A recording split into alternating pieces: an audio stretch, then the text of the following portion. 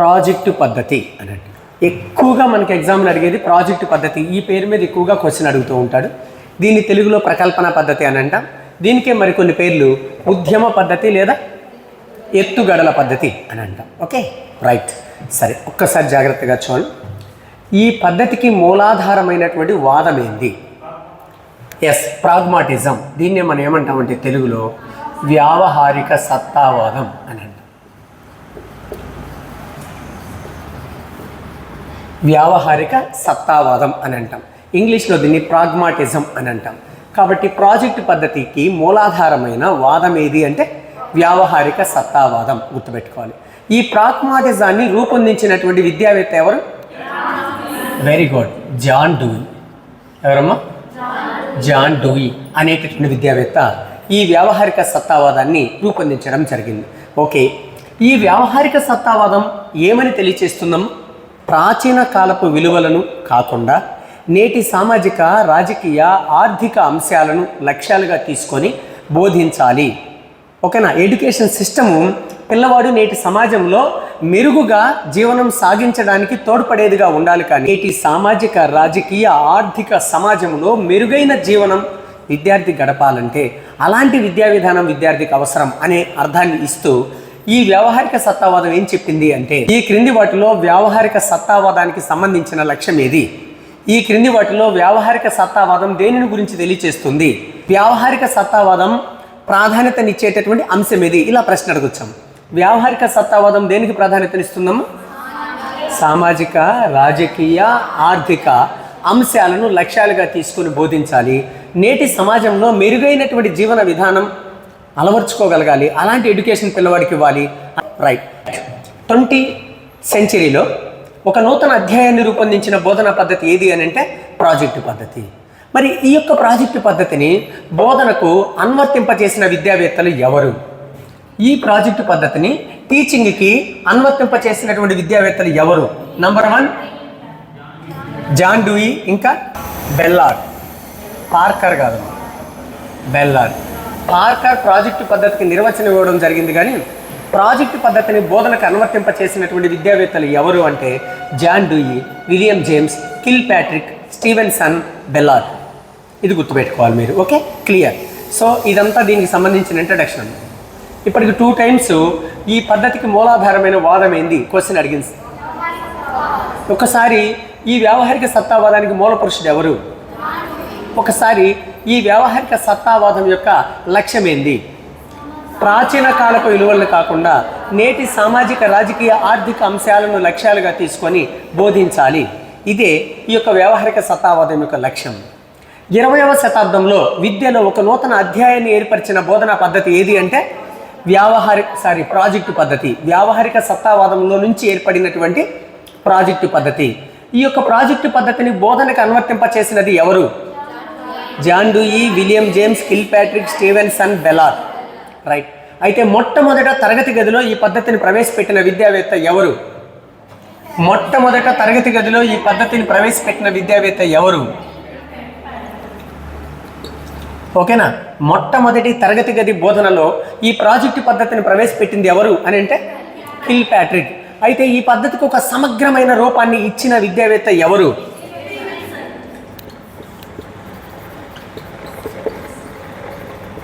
ఈ పద్ధతికి ఒక సమగ్రమైన రూపం ఇచ్చినటువంటి విద్యావేత్త ఎవరు అంటే స్టీవెన్సన్. Okay, right. సరే, ఒకసారి జాగ్రత్తగా చూడండి. అసలు ప్రాజెక్టు పద్ధతి అంటే ఏదైనా ఒక కార్యాన్ని సహజ వాతావరణంలో భౌతిక, మానసిక కృత్యాలను ఉపయోగించి, భౌతిక అంటే ఫిజికల్గా, మానసిక అంటే మెంటల్, ఈ భౌతిక, మానసిక కృత్యాలను ఉపయోగించి చేసే ప్రక్రియనే ప్రాజెక్టు పద్ధతి అని అంటారు. రైట్. ఏదైనా ఒక కార్యాన్ని అనువైన సహజ వాతావరణంలో భౌతిక, మానసిక కృత్యాలను ఉపయోగించి చేసే ప్రక్రియనే ప్రాజెక్ట్ లేకపోతే ప్రాజెక్టు పద్ధతి అని అంటాం. కాబట్టి ఇక్కడ ఖచ్చితంగా పిల్లవాడు ఏం చేయాలమ్మా? పని చేయాలి. ఓకేనా? రైట్. ఎక్కడ చేయాలి? అది సహజ వాతావరణంలో చేయాలా? ఆ పని కొండలు చేసి ఆయన ఎలా చేస్తాడమ్మా కొండను? అతను దాని గురించి ఆలోచించకుండానే తనకు అలవాటైపోయి ఉంటుంది. కాబట్టి ఏదో టక చేశాడు, పడేస్తూ ఉంటాడు. బుట్టలు అల్లేవాడు బుట్టలు ఎలా అల్లుతుంటాడమ్మా? వాడికి అలవాటు అయిపోయి ఉంటుంది కాబట్టి టక్ టక్ టక్ టక్ అల్లేసి పెడుతుంటాడు. అలా చేయకూడదు. అలా యాంత్రికంగా చేయకూడదు. సో విద్యార్థి ఖచ్చితంగా మానసికంగా ఆలోచించాలి, ఫిజికల్గా వర్క్ అనేది ఉండాలి. ఇలా భౌతిక మానసిక కృత్యాలను ఉపయోగించి చేసే ప్రక్రియనే ప్రాజెక్టు లేదా ప్రాజెక్టు పద్ధతి అని అంటాం. క్లియర్? రైట్. అయితే ఇక్కడ చాలా జాగ్రత్తగా చూడండి. ఈ ప్రాజెక్టు పద్ధతి యొక్క ముఖ్యాంశం ఏంది? ఈ ప్రాజెక్టు పద్ధతి యొక్క మూలాధారం ఏంది? ఓకే, ప్రాజెక్టు పద్ధతి యొక్క ఇంపార్టెన్స్ ఏంది, ప్రాజెక్టు పద్ధతికి బేస్ ఏంది అనేది చూడండి. 5 జ్ఞానేంద్రియాలకు పని కల్పించడమే ఈ ప్రాజెక్టు పద్ధతి యొక్క ముఖ్యాంశము. ఎన్ని జ్ఞానేంద్రియాలకమ్మా? సో మనకు ఉన్నటువంటి 5 సెన్సార్ ఆర్గాన్స్ ఉన్నాయి కదా, ఈ 5 సెన్సార్ ఆర్గాన్స్ ఉన్నాయి, వాటికి పని కల్పించడమే ప్రాజెక్టు పద్ధతి యొక్క ముఖ్యాంశం. పిల్లవాడు కేవలం వింటూ నేర్చుకోకూడదు, లేదా చూస్తూ నేర్చుకోకూడదు. ఓకేనా? కేవలం చేస్తూనే నేర్చుకోకూడదు, చూడాలి, వినాలి, పట్టుకోవాలి, అర్థమైందా, రుచి చూడాలి. ఇలా 5 జ్ఞానేంద్రియాలకు పని కల్పించడమే ప్రాజెక్టు పద్ధతి యొక్క ముఖ్యాంశము. మరి ప్రాజెక్టు పద్ధతికి మూలాధారం, ప్రాజెక్టు పద్ధతి యొక్క మూలాధారం ఏంది అని అంటే అన్వయం లేదా వినియోగం వల్ల జ్ఞానం వృద్ధి చెందుతుంది అనే భావనే దీని యొక్క మూలాధారం. దేనివల్లమ్మా? వినియోగం. లక్ష్యాలు స్పష్టీకరణలలో జ్ఞానాత్మక రంగంలో ఈ వినియోగం లేకపోతే అన్వయం అనేది ఎన్నవ లక్ష్యం? మాట్లాడరు. 3వ లక్ష్యం. జ్ఞానము, అవగాహన, వినియోగం 3వ లక్ష్యం. దీన్నే మరొక విధంగా ఏమంటాం? అన్వయం అని అండి. దీన్నే ఇంగ్లీష్లో ఏమంటాం? అప్లికేషన్ అని అంటాం. కాబట్టి అన్వయం వల్ల, వినియోగం వల్ల విద్యార్థి యొక్క జ్ఞానం వృద్ధి చెందుతుంది అనే భావనే దీని మూలాధారం. ఓకేనా? ఒక పదునైనటువంటి కత్తి ఉంటుందమ్మ, దాన్ని ఏళ్ల తరబడి లేదా నెలల తరబడి వాడకుండా ఆడ పెట్టేస్తే ఏమైపోతుంది? మొద్దుబారిపోద్ది, తుప్పు పట్టిపోద్దాం. ఓకేనా? రైట్. విద్యార్థి బడిలో చెప్పింది వినేసి వెళ్ళిపోయి ఇంటికాడ పుస్తకం చదవడం, వాడు చదువులో వెనకబడిపోతాడా లేకపోతే క్లాస్ ఫస్ట్ వస్తాడా? వెనకబడిపోతాడు. సో ఏ విద్యార్థి క్లాసులో ఎక్కువ మార్కులు తెచ్చుకుంటాడో లేదా చురుగ్గా ఉంటాడంటే ఎవరైతే రెగ్యులర్గా హోంవర్క్ చేస్తారో, ఎవరైతే ఇంటి వద్ద కూడా చదువుతూ ఉంటారో, అలా వినియోగం లేకపోతే అన్వయం అనేది ఎవరైతే పాటిస్తారో వాళ్ళ యొక్క జ్ఞానం అభివృద్ధి చెందుతుంది. సో ఇక్కడ కూడా ఈ పద్ధతి ఏం చెప్తుందంటే తరగతి గదిలో పుస్తకం ద్వారా, బోధన ద్వారా సంపాదించినటువంటి జ్ఞానాన్ని నిత్య జీవితంలో లేదా సహజ పరిసరాలలో ఎక్కడైతే పరిశీలిస్తారో, ఎవరైతే అక్కడ కృత్యాలు చేస్తారో వాళ్ళ జ్ఞానం ఇంకా వికసిస్తుంది అనేది ఈ పద్ధతి యొక్క మూలాధారం. ఓకేనా? ఫస్ట్ వన్, అనేక సమస్యలతో కూడిన ఒక పనిని. ఏ పనినమ్మా?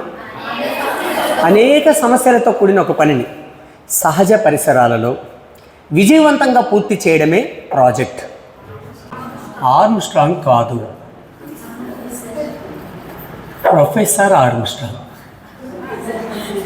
ఎవరైనా ప్రొఫెసర్ ఆర్మ్స్ట్రాంగ్. ఏ సబ్జెక్టు ప్రొఫెసర్ అయినా? కెమిస్ట్రీ ప్రొఫెసర్ అయినా, రసాయన శాస్త్ర ఆచార్యులుగా పనిచేసేవాళ్ళు. ఆయన ఏ పద్ధతిని కనిపెట్టాడు? అన్వేషణ పద్ధతిని కనిపెట్టాడు. అర్థమైందా? సో అన్వేషణ పద్ధతికి మూల పురుషుడైనటువంటి కెమిస్ట్రీ ప్రొఫెసర్ ఆర్మ్స్ట్రాంగ్ ప్రాజెక్టు పద్ధతికి ఒక చక్కటి నిర్వచనం ఇవ్వడం జరిగింది. ఇది గుర్తుపెట్టుకోవాలి. ఓకే, అనేక సమస్యలతో కూడిన ఒక పనిని సహజ పరిస్థితులలో విజయవంతంగా పూర్తి చేయడమే ప్రాజెక్ట్ అని చెప్పిన విద్యావేత్త ఎవరు అంటే ప్రొఫెసర్ ఆర్మ్స్ట్రాంగ్. ఓకే, రెండో చూడండి. వీలైనంత మళ్ళీ సహజ పరిసరాలలో ఎక్కడ సంపూర్ణంగా, హృదయపూర్వకంగా లేదా ఇష్టంగా పూర్తి చేసే వ్యాసక్తే ప్రాజెక్ట్. ఓకేనా? కాబట్టి వీలైనంత వరకు సహజ పరిసరాలలో సంపూర్ణంగా, హృదయపూర్వకంగా నిర్వహించే వ్యాసక్తే ప్రాజెక్ట్. నిర్వహించే అన్నా చేసే అన్నా ఒకటేనమ్మా. ఓకే, నిర్వహించే వ్యాసక్తే ప్రాజెక్ట్. ఎవరు ఈ మాట చెప్పింది? ఈ మాట చెప్పిన విద్యావేత్త ఎవరు అని అంటే కిల్పాట్. ఓకే, ఇంతవరకు తీసేస్తాం, ఇది చేస్తాం. సహజ పరిసరాలలో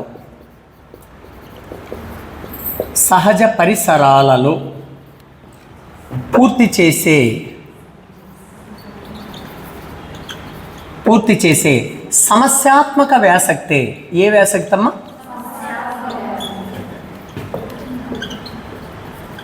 సమస్యాత్మక వ్యాసక్తే ప్రాజెక్ట్. ఈ మాట చెప్పింది ఎవరమ్మా? Yes, Stevenson. సో సహజ పరిసరాలలో పూర్తి చేసే సమస్యాత్మక వ్యాసక్తే ప్రాజెక్ట్ అని చెప్పిన విద్యావేత్త ఎవరు అంటే స్టీవెన్సన్. ఓకే, ముందు as it is academy text బుక్లో ఏ టెర్మినాలజీ ఉందో ఆ నిర్వచనం రాసేస్తాను. అందులో కీవర్డ్స్ ఐడెంటిఫై చేసి కొండ గుర్తులు చెప్పి మీకు నిద్రలో లేపి అడిగినా ఏ డెఫినేషన్ ఎవరు చెప్పారో ఎలా గుర్తుపెట్టుకోవాలనేది ఇక్కడే ఒక 5 minutesలో మీకు నేను నేర్పించేయడం జరుగుతుంది. ఓకే, నెక్స్ట్ చూడండి. పాఠశాలలోనికి దిగుమతి చేసుకున్న నిజ జీవిత భాగమే ప్రకల్పన. నిజ జీవిత భాగమే ప్రకల్పన లేదా ప్రాజెక్ట్. ఈ మాట చెప్పిన విద్యావేత్త ఎవరమ్మా? బెల్లార్డ్.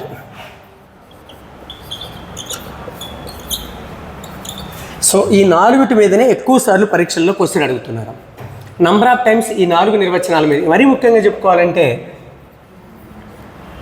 ఈ 3 నిర్వచనాల మీద నంబర్ ఆఫ్ టైమ్స్ మనకి టెట్లో కానీ డిఎస్సిలో కానీ రిపీట్గా క్వశ్చన్లు అడుగుతూ ఉన్నారు. ఓకే, పాఠశాలలోకి దిగుమతి చేసుకున్న నిజ జీవిత భాగమే ప్రకల్పన అని చెప్పిన విద్యావేత్త ఎవరు అంటే బెల్లార్డ్. ఓకే, నెక్స్ట్ 5 చూడండి. వ్యూహ రచనకు యోచించడానికి విద్యార్థులను బాధ్యులుగా చేసేదే ప్రాజెక్ట్. ఎవరి మాట చెప్పింది? పార్కర్. ఎవరి మాట చెప్పింది? పార్కర్. ఓకే, వ్యూహ రచనకు యోచించడానికి విద్యార్థులను బాధ్యులుగా చేసేదే ప్రాజెక్ట్ అని చెప్పిన విద్యావేత్త ఎవరు అంటే పార్కర్. నెక్స్ట్ 6 చూడండి. 6 చూడండి. లక్ష్యాల సాధనకు. దేనికి? లక్ష్యాల సాధనకు. ఎక్కడా మాట రాలేదు. ఇప్పుడు ఏమొచ్చింది?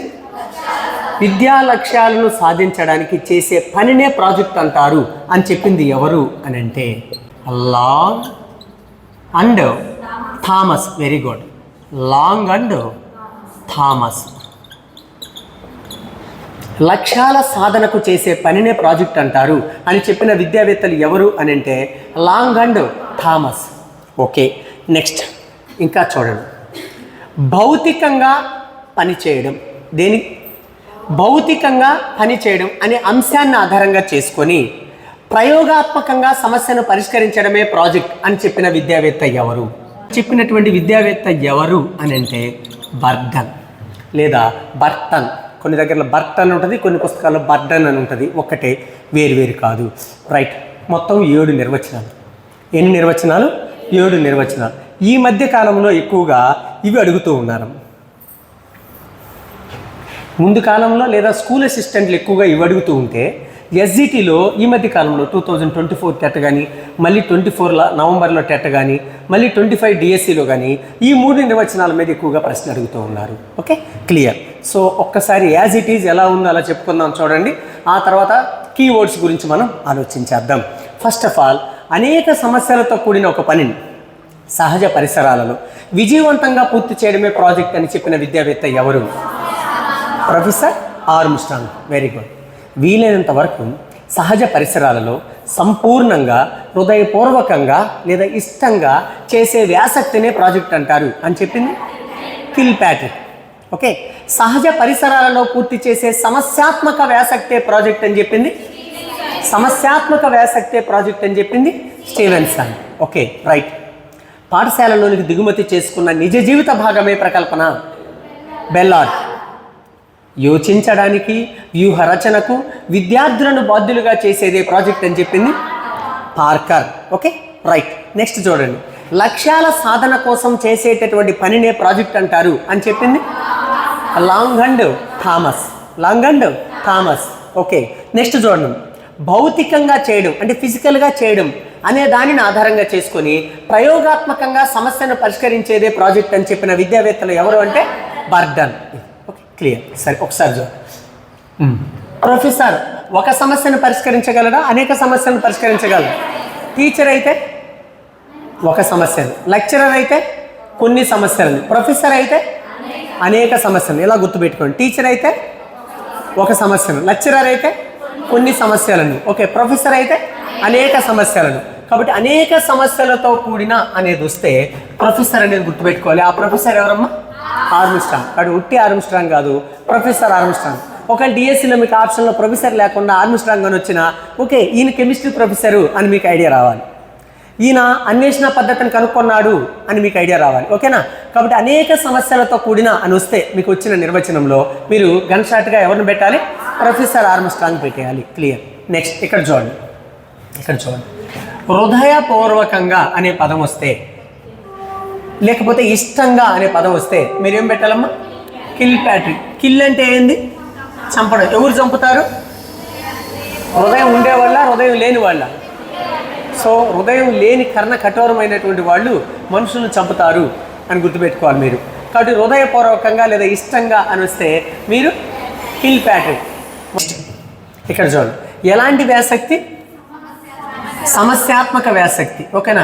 స్టీవెన్సన్ సమస్య 2 ఎస్ఏ అట్లా గుర్తుపెట్టుకోవాలి. సమస్యాత్మక వ్యాసక్తి అనే పదం లేకుండా నిర్వచనం అడగడింగా. ఇష్టపూర్వకంగా లేకపోతే హృదయపూర్వకంగా అనే పదం లేకుండా నిర్వచనం అడగడింగా. కాబట్టి హృదయపూర్వకంగా ఇష్టపూర్వకంగా అని అంటే కిల్ ప్యాట్రిక్.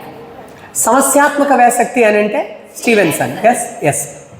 ఓకేనా? నెక్స్ట్, పార్కులో ఎక్కువగా ఉండేది ఎవరమ్మా? పార్కులో ఎక్కువగా ఉండేది ఎవరు? అట్లా చెప్పండి. పిల్లలు. కాబట్టి ఇక్కడ చూడండి. ఇది ఇక్కడికి వచ్చాము. వ్యూహ రచనకు యోచించడానికి విద్యార్థులను బాధ్యులుగా చేసేదే ప్రాజెక్ట్ అని చెప్పింది. సో విద్యార్థులు ఎక్కువగా పార్కులో ఉంటారని గుర్తుపెట్టుకోండి. సో విద్యార్థులను బాధ్యులుగా చేసేదే ప్రాజెక్ట్ అని చెప్పింది ఎవరు? పార్కర్. ఇక్కడ విద్యార్థులు అని వస్తే పార్కర్ అని గుర్తుపెట్టుకోవాలి. Okay, right. నెక్స్ట్, ఎక్కడికి? పాఠశాలనే బడి అని అంటారు. అంతే. స్కూల్లో బెల్లార్డు బెల్. ఓకేనా? పాఠశాలలో బెల్ అలా అని గుర్తుపెట్టుకోండి. కాబట్టి బడిలో బాగుంది, బెల్లార్డులో బాగుంది అలా అయినా. లేదు దీన్ని స్కూల్ అంటాం, స్కూల్లో బెల్. కాబట్టి పాఠశాలలోనికి దిగుమతి చేసుకోవడం అని వస్తే బెల్ అని గుర్తుపెట్టుకోండి, బెల్లార్డ్. ఓకేనా? రైట్. కాబట్టి స్కూలు, బెల్. క్లియర్. నెక్స్ట్ ఇక్కడికి వద్దాం. వ్యూహ రచనకు యోచించడానికి ఎవరిని బాధ్యులుగా? విద్యార్థులను బాధ్యులుగా. కాబట్టి విద్యార్థులు ఎక్కువగా ఏడ ఉంటారు? పార్కులో ఉంటారు. హాలిడే అప్పుడు కానీ ఈవినింగ్ అప్పుడు కానీ పార్కులో ఉండేవాళ్ళు స్టూడెంట్స్ అని గుర్తుపెట్టుకోండి. కాబట్టి పార్కర్ అని గుర్తుపెట్టుకోండి. రైట్. నెక్స్ట్ ఇక్కడ చూడండి. లక్ష్యాల సాధనకు. రైట్. చూడండి, మీరు అనుకున్న లక్ష్యం సాధించాలంటే షార్ట్ టర్మ్ ప్రిపరేషన్ చాలదు. ఏం ప్రిపరేషన్ కావాలి? లాంగ్ టర్మ్ ప్రిపరేషన్ కావాలి. ఎగ్జాంపుల్, మొన్న 2025లో డిఎస్సిలో జాబ్ కొట్టిన వాళ్ళందరూ ఎవరమ్మా? Long term preparation. లక్ష్యం సాధించాలంటే మీరు ఎలా ప్రిపేర్ అవ్వాలమ్మా? లాంగ్ టర్మ్ ప్రిపేర్ అవ్వాలి. కాబట్టి లక్ష్యాల సాధన కోసం అంటేనే మీకు లాంగ్ గుర్తుండాలి. ఇంక లాంగ్ అండ్ థామస్ అనేది గుర్తొచ్చేస్తుంది. లాంగ్ అండ్ థామస్ లక్ష్యాల సాధన కోసం చేసే పనే ప్రాజెక్ట్ అని చెప్పిన విద్యావేత్తలు ఎవరు అంటే లాంగ్ అండ్ థామస్. నెక్స్ట్ ఇది చూడండి. భౌతికంగా చేయడం, ఫిజికల్గా చేయాలా, ఊరికే కూర్చొని వినకూడదు. ఇలా భౌతికంగా చేయడం అనే అంశాన్ని ఆధారంగా చేసుకొని ప్రయోగాత్మకంగా సమస్యను పరిష్కరించేదే ప్రాజెక్ట్ అని చెప్పింది ఎవరమ్మా? బార్డన్. కాబట్టి ఇక్కడ ఒకసారి చూడండి. భౌతికంగా చేయాలంటే అది కష్టమా సులభమా? కష్టం కదా. ఊరికే కూర్చొని వినడం కంటే ఎండలేకి పోయి పక్షులు అధ్యయనం చేయడం, పంట పొలాల్లోకి పోయి ఆ పంటకు వచ్చిన తెగులు చూడడం అది కొద్ది కష్టం కదా. నెక్స్ట్ ప్రయోగాలు చేయడం కష్టమా సులభమా? అది కూడా కొద్ది కష్టం కదా. కాబట్టి భౌతికంగా పనిచేయడం, ప్రయోగాలు చేయడం ఈజీ కాదు, బర్డన్ అని గుర్తుపెట్టుకోండి. Okay, right. ఇప్పుడు నేను ముఖ్యమైన పదం అడుగుతా, మీరు శాస్త్రవేత్త పేరు చెప్పాలి. తర్వాత నేను శాస్త్రవేత్త పేరు చెప్తా, మీరు ఆ చెప్పినటువంటి నిర్వచనంలో ముఖ్యమైన పదం మీరు చెప్పాలి. ఓకే, ఫస్ట్ ఆఫ్ ఆల్ ముఖ్యమైన పదం నేను చెప్తున్నాను. హృదయపూర్వకంగా, సమస్యాత్మక, అనేక సమస్యలతో కూడిన, పాఠశాలలోనికి దిగుమతి చేసుకున్న, ఓకే, విద్యార్థులను బాధ్యులుగా చేసేది, ఓకే, లక్ష్యాల సాధన కోసం భౌతికంగా చేయడం, ప్రయోగాత్మకంగా చేయడం. ఓకే, ఇంకా నిర్వచనంలో ముఖ్యమైన వర్డ్ నేను చెప్తే మీరు శాస్త్రవేత్త పేరు చెప్పారు. ఇప్పుడు శాస్త్రవేత్త పేరు అడుగుతాను. Okay, clear. పార్కర్ విద్యార్థులు. Okay, right. Next Kilpatrick Ballard పాఠశాల, బెల్ పాఠశాలలోనికి. ఓకే, నెక్స్ట్ స్టీవెన్సన్ సమస్యాత్మక కృత్యము. Okay, right. Professor Armstrong. ఏ ఆర్మ్స్ట్రాంగ్? Professor Armstrong. ప్రొఫెసర్ అంటే అనేక సమస్యలతో కూడిన. పార్కర్ లాంగ్ అండ్ థామస్ లక్ష్యాల సాధన కోసం. ఓకే, బర్డన్ భౌతికంగా చేయడం, ప్రయోగాత్మకంగా చేయడం. ఓకే, సో ఈ విధంగా ఈ 7 నిర్వచనాల మీద ఒక ప్రశ్న తప్పకుండా అడుగుతూ ఉన్నాడు. చూడండి, బుట్టసే ప్రాజెక్టుకి ఒక ఉద్దేశం అనేది ఉండాలి. కాబట్టి రెండోది ఏంటంటే ఉద్దేశ సూత్రం. అంటే బడిలో పిల్లల్ని జాతీయ పండుగను మీరే నిర్వహించండి అని వాళ్ళకి ఇచ్చేసామనుకో. అంటే స్వాతంత్ర దినోత్సవం ఆగస్టు 15, ఓకేనా, ఫ్లాగ్ హాయిస్టేషన్ డే, ఆ పండుగను పిల్లలు మీరు నిర్వర్తించండి అని వాళ్ళకి ఇచ్చామనుకోండి. ఆ పండుగను పిల్లలు నిర్వర్తించండి అని ఉపాధ్యాయుడు ఎందుకు ఇచ్చాడు అంటే ఒక ఉద్దేశం ఉండాలి.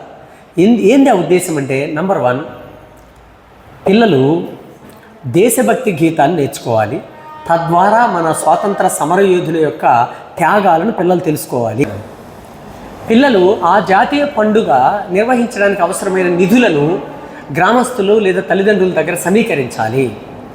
ఆ వచ్చిన నిధులలో ఎంత ఖర్చు పెట్టారు, ఎంత మిగిలింది అని లెక్కలు నేర్చుకోవాలి. ఓకే, నెక్స్ట్ పిల్లల మధ్య ఐకమత్యం పెరగాలి. ఇవన్నీ ఆ పండుగను పిల్లల చేత నిర్వహింప చేయడం ద్వారా ఉండే ఉద్దేశాలు, అంతర్గతంగా ఇమిడి ఉండే ఉద్దేశాలు. కాబట్టి పిల్లవాడికి మనం ఒక పని ఇచ్చామంటే ఖచ్చితంగా దానిలో ఒక ఉద్దేశం అనేది ఉండాలి. కాబట్టి దీంట్లో ఉద్దేశ సూత్రం అనేది ఉంది. రైట్, నెక్స్ట్, ఈ పద్ధతిలో పిల్లలు ప్రత్యక్ష అనుభవాలు పొందరా? ప్రత్యక్షంగా చూస్తారు, పట్టుకుంటారు, చేస్తారు, సేకరిస్తారు, పరిశీలిస్తారు. ఓకేనా? కాబట్టి అనుభవ సూత్రం. ఏ సూత్రం? అనుభవ సూత్రం. ఓకే, నెక్స్ట్, ఎక్కడ ఈ అనుభవాలను పిల్లలు పొందుతారు? బడిలోనా, సహజ వాతావరణంలోనా? దాన్ని వాస్తవిక సూత్రం అని అంటాం. ఏమంటామా? వాస్తవిక సూత్రం అని అంటాము. Okay, right. ఇలా సహజ వాతావరణంలో లేదా వాస్తవ పరిస్థితులలో పిల్లలు పనులు చేసేటప్పుడు భయపడతా చేస్తారా, స్వేచ్ఛగా చేస్తారా? అదే తరగతి గదిలో అయితే కొంత బిడియం అనేది ఉంటుంది, కొంత భయం అనేది ఉంటుంది. కానీ పక్షుల అధ్యయనం చేయండి అని తోటలోకి పంపిస్తే వాళ్ళు చాలా స్వేచ్ఛగా, సో పక్షులు ఎలా అరుస్తున్నాయి, ఏ రంగులో ఉన్నాయి, గూళ్ళు ఎలా ఉన్నాయి అనేది వాళ్ళు పరిశీలిస్తారు. కాబట్టి స్వేచ్ఛా సూత్రం ఏముంది దీంట్లో? స్వేచ్ఛా సూత్రం ఉంది. ఉపయోగిత సూత్రం లేదా ఉపయుక్తతా సూత్రం అని అంటాం. ఏమంటా? ఉపయుక్తతా సూత్రం అని అంటాం. ఈ 6 సూత్రాలు ఇమిడి ఉండే బోధనా పద్ధతి ఏది అంటే ప్రాజెక్టు పద్ధతి. ఒక్కసారి చెప్పండి, ప్రాజెక్టు పద్ధతిలో ఎన్ని సూత్రాలు ఉన్నాయి? Number 1, 2, 3, 4, 5, 6.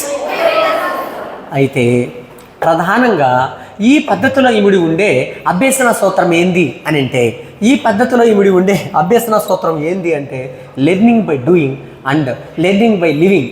Okay, so learning by doing, learning by living అనే అభ్యసన సూత్రాలు కలిగినటువంటి బోధనా పద్ధతి ఏది అంటే ప్రాజెక్టు పద్ధతి. Okay, right. నెక్స్ట్ కాన్సెప్ట్ ఏంది అంటే టైప్స్ ఆఫ్ ప్రాజెక్ట్స్, ప్రాజెక్టు రకాలు.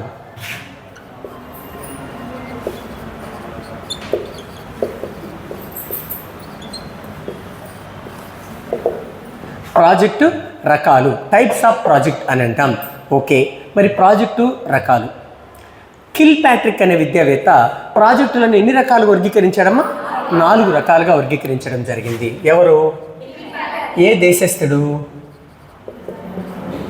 అమెరికా. ఓకేనా? కిల్ ప్యాట్రిక్ అనే అమెరికా విద్యావేత్త ప్రాజెక్టుల్ని 4 రకాలుగా వర్గీకరించడం జరిగింది. ఓకేనా? కిల్ ప్యాట్రిక్ అనే అమెరికా విద్యావేత్త ప్రాజెక్టులను ఎన్ని రకాలుగా వర్గీకరించడం జరిగింది? 4 రకాలుగా వర్గీకరించడం జరిగింది. అందులో నంబర్ 1 ఏంటమ్మా? నిర్మాణాత్మక ప్రకల్పనలు. నిర్మాణాత్మక ప్రకల్పనలనే సోషల్ స్టడీస్లో ఉత్పత్తిదారుని ప్రకల్పనలు అని పిలవడం జరిగింది.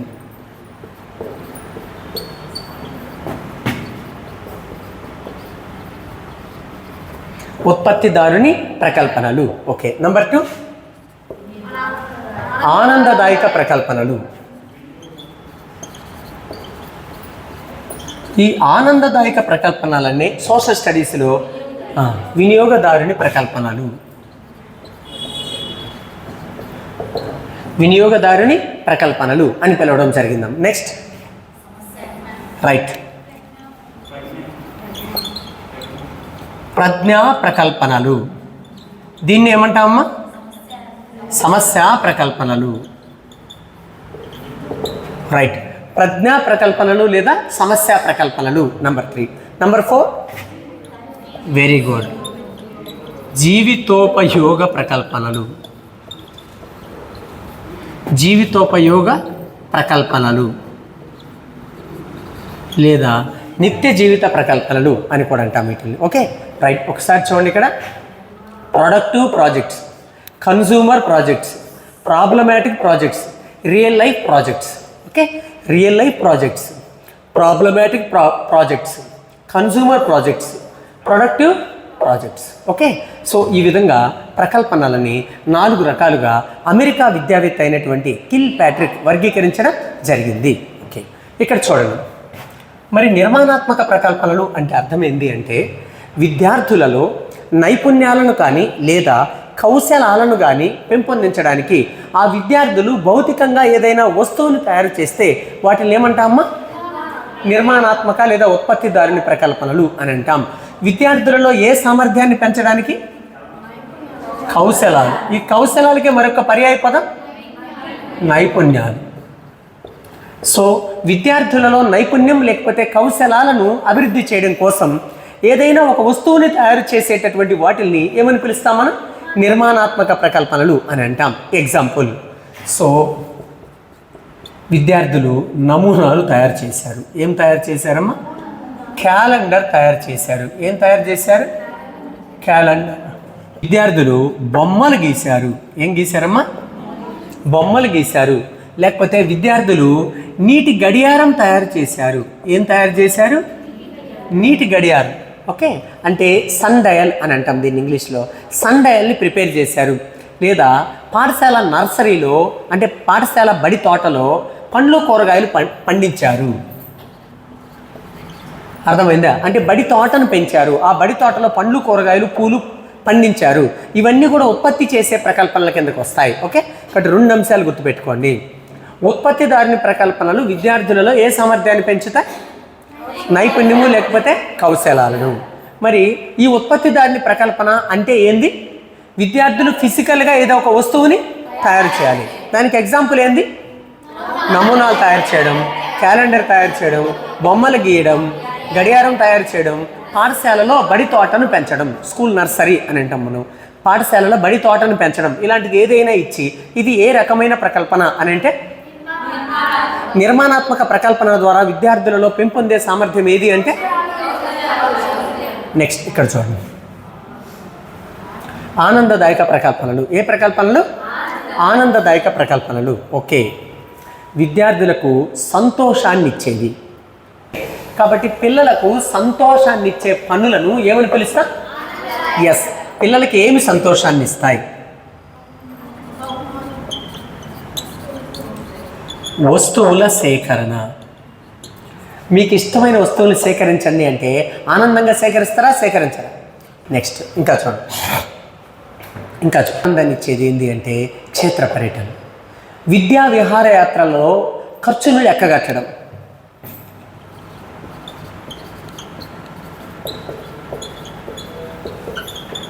క్షేత్ర పర్యటనలు. ఇంకా ఏందమ్మా? విద్యా విహారయాత్రలలో ఓకే జమ ఖర్చులు లెక్కగట్టడం. ఒక్కసారి జాగ్రత్తగా చూడండి. ఇష్టమైన వస్తువులను సేకరించడం, ఇష్టమైన ప్రదేశాలను సందర్శించడం. అలా సందర్శించినప్పుడు అక్కడ డబ్బులు ఎంత వసూలైంది, ఎంత ఖర్చు అయింది వాళ్ళ చేత లెక్క కట్టింప చేయడం. ముఖ్యంగా ఆట పాటలు.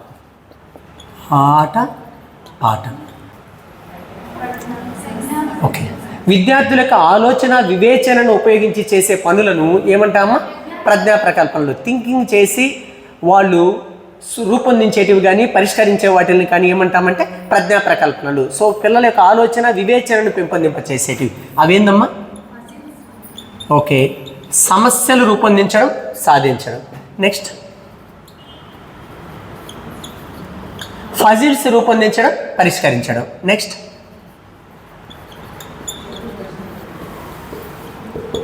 రిడిల్స్ అని అంటాం. వాటిని తెలుగులో పొడుపు కథలు అని అంటాం. పొడుపు కథలు వాళ్ళు అడిగినా లేదా మనం అడిగినప్పుడు వాళ్ళు ఆ పొడుపు కథకు ఆన్సర్ చెప్పిన పొడుపు కథలు రూపొందించడం, పరిష్కరించడం. అర్థమవుతుందా? కాబట్టి చూడండి, సమస్యలు రూపొందించడం, పరిష్కరించడం, ఫజిల్స్ రూపొందించడం, పరిష్కరించడం, పొడుపు కథలు రూపొందించడం, పరిష్కరించడం. ఇవన్నీ కూడా చేయాలి అంటే వాళ్ళకి ఏముండాలమ్మా? ఆలోచన ఉండాలి, వివేచన ఉండాలి. ఆలోచన వివేచన ద్వారా పరిష్కరించే వాటి అన్నింటినీ మనం ఏమంటాం? ప్రజ్ఞా ప్రకల్పనలు అని అంటాం. సమస్యలు రూపొందించడం, పరిష్కరించడం, ఫజిల్స్ రూపొందించడం, పరిష్కరించడం, రిడిల్స్ రూపొందించడం, పరిష్కరించడం, ఇవన్నీ కూడా ప్రజ్ఞా ప్రకల్పనల కిందకు వస్తాయి. లాస్ట్ వన్ ఏంది? నిత్య జీవితంలో ఉపయోగపడే వాటిని జీవితోపయోగ ప్రకల్పనలు అని అంటాం. అదేంటి అంటే సర్వే చేయడం. ఏం చేయడం అమ్మా? సర్వే చేయడం. సమాచారాన్ని సేకరించడం. సమాచారాన్ని సేకరించడం. నెక్స్ట్ ఆ సమాచారాన్ని విశ్లేషించడం. ఆ సమాచారాన్ని విశ్లేషించడం. నెక్స్ట్ చూడండి, సర్వే చేయడం, సమాచారాన్ని సేకరించడం, సమాచారాన్ని విశ్లేషించడం, ఫలితాలను రాబట్టడం. ఫలితాలను రాబట్టడం. సే ఫర్ ఎగ్జాంపుల్, మీ గ్రామంలో అక్షరాస్యులు ఎంతమంది, నిరక్షరాస్యులు ఎంతమంది సర్వే చేయమన్నామని మనం బుక్ ఒకటి తీసుకొని ఇంటింటికి పోయి మీ ఇంట్లో ఎంతమంది చదువుకున్నారు, ఎంతమంది చదువుకోలేదు అని సర్వే చేస్తామా? చేయము. చేసి ఇంతమంది అక్షరాస్యులు, ఇంతమంది నిరక్షరాస్యులు అని సమాచారాన్ని సేకరిస్తామా? సేకరించమా? సేకరించి దాన్ని ఒక టేబుల్ రూపంలో విశ్లేషిస్తామా? విశ్లేషించమా? విశ్లేషించి సో ఈ వయసు వాళ్ళు ఇంతమంది అక్షరాస్యులు, ఇంతమంది నిరక్షరాస్యులు, మహిళలు ఇంతమంది అక్షరాస్యులు, ఇంతమంది నిరక్షరాస్యులు, పురుషులు ఇంతమంది అక్షరాస్యులు, ఇంతమంది నిరక్షరాస్యులు అని ఫలితాలను తెలియజేస్తామా? తెలియచేయమా? ఇది నిజ జీవితంలో చేసే పనే కాదా? ఇలా నిత్య జీవితంలో చేసే సర్వేలు, సమాచారాన్ని సేకరించడం, సమాచారాన్ని విశ్లేషించడం, ఫలితాలు రాబట్టడం, ఇలాంటివన్నీ ఏం ప్రకల్పనలు అవుతాయమ్మా? ఇలా ప్రాజెక్ట్స్ని 4 రకాలుగా వర్గీకరించింది ఎవరు అంటే పిల్లలలో నైపుణ్యాన్ని పెంచేవి నిర్మాణాత్మక ప్రకల్పనలు, పిల్లలు వస్తువులను తయారు చేసేవి నిర్మాణాత్మక ప్రకల్పనలు, పిల్లలకి సంతోషాన్ని ఇచ్చేవి వస్తువులను సేకరించడం ఆనందదాయక ప్రకల్పనలు, సమాచారాన్ని సేకరించడం నిజ జీవిత లేదా జీవితోపయోగ ప్రకల్పనలు, సమాచారాన్ని సేకరిస్తే జీవితోపయోగ ప్రకల్పనలు, వస్తువులను సేకరిస్తే ఆనందదాయక ప్రకల్పనలు. ఓకే, పిల్లలు ఆలోచన వివేచన ద్వారా చేసేటివి ప్రజ్ఞా ప్రకల్పనలు, సమస్యలు రూపొందించడం, పరిష్కరించడం, ఫజిల్స్ రూపొందించడం, పరిష్కరించడం, రిడిల్స్ రూపొందించడం, పరిష్కరించడం ప్రజ్ఞా ప్రకల్పనలు. రష్యా దేశానికి చెందిన ఎవరు? రష్యా దేశానికి చెందిన స్టీవెన్సన్ ప్రకల్పనలను 2 రకాలుగా వర్గీకరించడం జరిగింది. ఏ దేశానికమ్మా? భౌతిక ప్రకల్పనలు, మేధో సంబంధమైన ప్రకల్పనలు 2 రకాలు. ఏమి? భౌతిక ప్రకల్పనలు, మేధో సంబంధమైన ప్రకల్పనలు. ఈ విధంగా ప్రకల్పనలను 2 రకాలుగా వర్గీకరించిన విద్యావేత్తలు ఎవరు అని అంటే ఓకే, స్టీవెన్సన్. ఒక్కసారి జాగ్రత్తగా చూడండి. కిల్ ప్యాట్రిక్ చెప్పినటువంటి ఉత్పత్తిదారుని ప్రకల్పనలనే స్టీవెన్సన్ ఏమని పిలిచాడమ్మా? భౌతిక ప్రకల్పనలు అని అన్నాడు. కాబట్టి కిల్ ప్యాట్రిక్ చెప్పినటువంటి ఉత్పత్తిదారుని ప్రకల్పనలనే ఇక్కడ మనం ఏమని గుర్తుపెట్టుకోవాలి? భౌతిక సంబంధమైన ప్రకల్పనలు. కిల్ ప్యాట్రిక్ చెప్పినటువంటి ప్రజ్ఞా ప్రకల్పనల్ని ఇక్కడ మనం ఏమని గుర్తుపెట్టుకోవాలి? మేధో సంబంధమైన ప్రకల్పనలు అని గుర్తుపెట్టుకోవాలి. కాబట్టి ప్రజ్ఞా ప్రకల్పనలు, ప్రజ్ఞా ప్రకల్పనలు. అక్కడ పిల్లలు వస్తువులు తయారు చేయడం భౌతిక ప్రకల్పనలు. నెక్స్ట్ పిల్లలలో నైపుణ్యాలు పెంపొందించేవి భౌతిక ప్రకల్పనలు. పిల్లలు నమూనాలు తయారు చేయడం, క్యాలెండర్ తయారు చేయడం, బొమ్మలు గీయడం, నర్సరీ తయారు చేయడం అనేవి స్టీవెన్సన్ తెలియచేసిన ఏ ప్రాజెక్టు కిందకు వస్తాయి? భౌతిక ప్రకల్పనలు. సమస్యలు తయారు చేయడం, పరిష్కరించడం, ఫజిల్స్ రూపొందించడం, పరిష్కరించడం. అర్థమవుతుందా? సో రిడిల్స్ని రూపొందించడం, పరిష్కరించడం,